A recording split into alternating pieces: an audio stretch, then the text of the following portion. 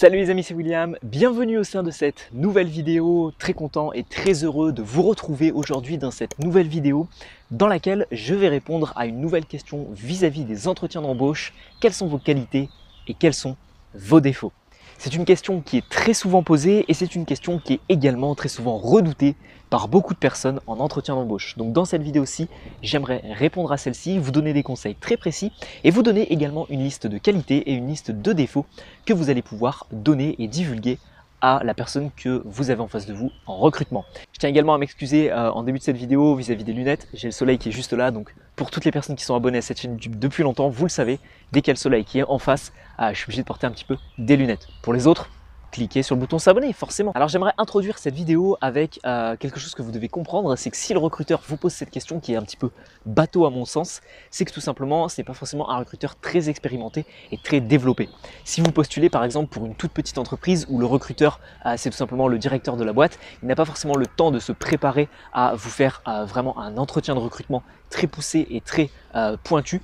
Donc tout simplement, il va vous poser les questions bateau, présentez-vous, quelles sont vos qualités, vos défauts, qui êtes-vous, pourquoi vous êtes là, etc. etc. Donc à mon sens, c'est déjà un point positif de savoir que la personne vous pose cette question parce que c'est que c'est forcément une personne qui n'a pas forcément beaucoup d'expérience en recrutement. Sachez que cette question a pour but de savoir de la part d'un recruteur si vous êtes quelqu'un d'honnête, donc si vous allez dire la vérité sur vous-même, si vous êtes quelqu'un de réactif, qui sait répondre un petit peu instantanément à des questions personnelles, et si vous êtes quelqu'un qui se connaît bien. Parce qu'il est bien plus intéressant d'avoir quelqu'un en face de soi qui connaît ses compétences et qui connaît également ses défauts, même s'il en a plein, plutôt que quelqu'un qui vous dit non mais moi j'ai pas de défauts et qui au final ne les connaît pas. C'est beaucoup plus dangereux pour un recruteur et pour quelqu'un qui manage une équipe. Donc on est parti pour cette vidéo, j'aimerais vous donner plein d'astuces concrètes. La première, c'est de savoir que vous devez appuyer vos qualités par des exemples concrets, des histoires, des anecdotes, des faits réels et passer rapidement sur vos défauts. Vous en doutez bien, mais beaucoup de personnes oublient tout simplement de dire ok, je suis quelqu'un d'attentif, je suis quelqu'un de passionné, je suis quelqu'un qui a telle ou telle qualité, mais pourquoi vous avez telle qualité? Si vous êtes passionné, dites pourquoi vous êtes passionné. Je suis passionné par tel domaine d'activité parce que chez moi j'ai une vingtaine de bouquins sur le sujet, j'en ai lu une trentaine parce que j'en ai lu également en format numérique et ça vous montre bien que je suis quelqu'un de passionné.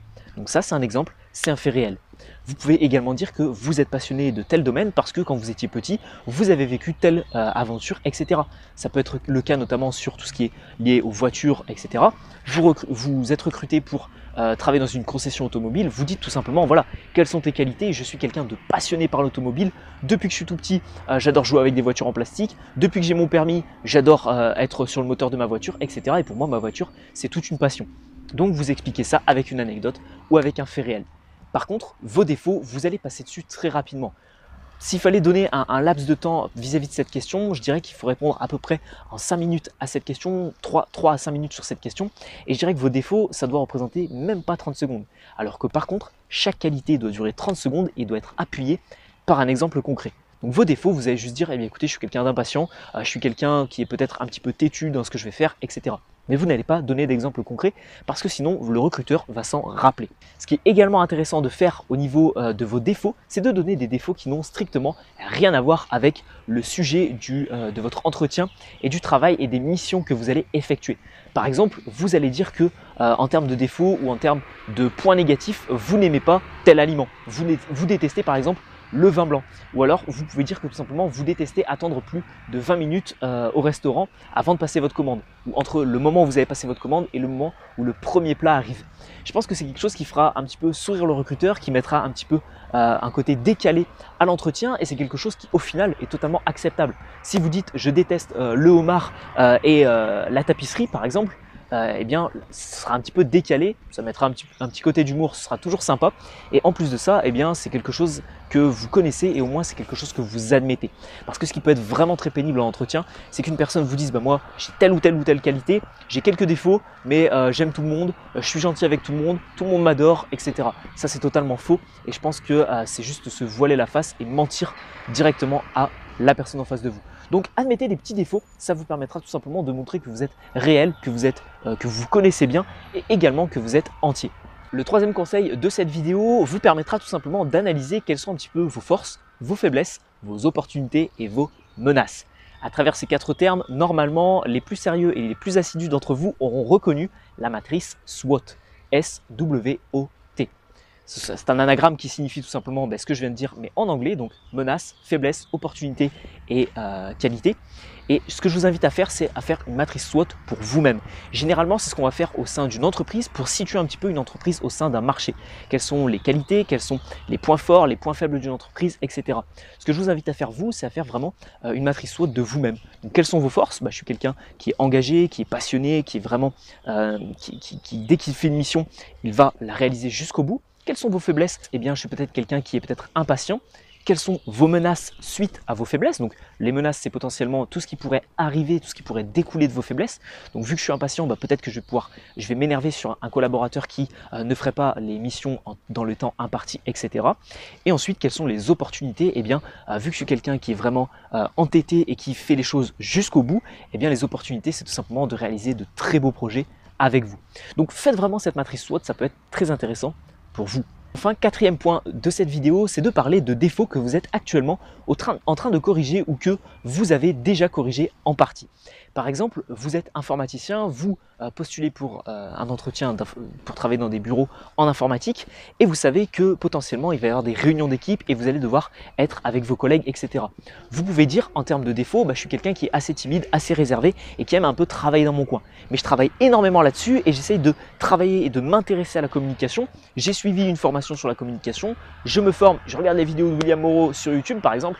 Un exemple concret, mais vous pouvez dire par exemple que vous avez lu des livres là-dessus, vous avez suivi une formation là-dessus, vous vous faites aider par une personne sur ce sujet-là et c'est vraiment un point que vous êtes en train de corriger. Ça montrera non seulement que vous avez connaissance de vos défauts, mais qu'en plus de ça, vous avez la volonté de changer, de les modifier et de vous améliorer. Là, je peux vous garantir que ce sera jackpot assuré. Alors désormais, j'aimerais vous sortir la liste de différents défauts et de différentes qualités. On commence par les qualités parce que je pense que c'est le plus intéressant pour vous. La première qualité, vous êtes quelqu'un d'agréable. Deuxième qualité, vous êtes quelqu'un de fiable. Troisième qualité, vous êtes attentif aux autres et aux détails qui peuvent être réalisés dans des missions. Quatrième qualité, vous êtes accueillant. Cinquième qualité, vous êtes compétent et expérimenté pour le poste en question, donc si vous avez déjà de l'expérience. Ensuite, vous êtes efficace dans votre travail. Vous êtes persévérant, vous êtes courageux, vous êtes enthousiaste, vous êtes prévoyant, vous êtes consciencieux. Ou enfin, vous êtes à l'aise et confiant avec les autres. Ça, je pense que c'est l'une des qualités qui peut être la plus intéressante à mettre sur la table, l'aisance relationnelle, parce qu'à mon sens, en entreprise, on est forcément amené à un moment ou à un autre à travailler en équipe, à travailler avec les autres, à avoir une réunion avec quelqu'un. Bon les amis, quelle ne fut pas ma stupéfaction lorsque je vis que ça avait coupé à cause de la chaleur actuelle. On est en période de canicule et du coup, j'ai fini la vidéo sans que ça puisse tourner. Heureusement, ça a coupé vers la fin, donc je vais vous donner quelques défauts que j'ai pu noter. Vous pourrez en trouver bien évidemment d'autres avec la matrice SWOT que vous allez faire sur vous-même. J'ai noté timide, émotif, trop direct et trop cash avec les autres, donc quelqu'un qui serait un petit peu, pas forcément dans la retenue et qui dirait tout de manière transparente. Quelqu'un d'ambitieux et d'enthousiaste, ça peut être mal vu en entreprise sur certains projets. Quelqu'un d'impatient et également quelqu'un de têtu et qui n'aime pas trop arrêter un projet en cours de route. Hop, je vais juste changer la main au niveau de la caméra. Donc quelqu'un qui n'aimerait pas arrêter un projet en cours de route. Voilà, j'espère en tout cas que cette vidéo vous a plu malgré que la fin a été filmée à la main. D'ailleurs, dites-moi en commentaire de celle-ci si vous préférez que je filme les vidéos à la main comme ça, en bougeant et peut-être en vous montrant des décors, ou tout simplement en filmant ça avec le stabilisateur qui est là-bas. Donc voilà, j'espère que cette vidéo sur comment répondre aux qualités et aux défauts vous aura plu. C'était William. Dans la description de cette vidéo ou sur la miniature qui apparaîtra juste ici, vous pourrez retrouver une formation gratuite et offerte sur la communication et la prise de parole. C'est une formation de 1 heure, un cours gratuit de 1 heure, c'est 5 vidéos différentes qui vous aideront à vous améliorer sur votre communication et votre prise de parole pour justement arriver peut-être à vous faire comprendre en entretien, développer votre aisance relationnelle et arriver justement à répondre facilement à cette question face à un recruteur. Donc si tout ça vous intéresse, je vous laisse le lien dans la description de cette vidéo. Libre également à vous de vous abonner à cette chaîne YouTube. Je vous remercie de votre attention et je vous souhaite bons entretiens de recrutement. C'était William. Ciao, ciao les amis.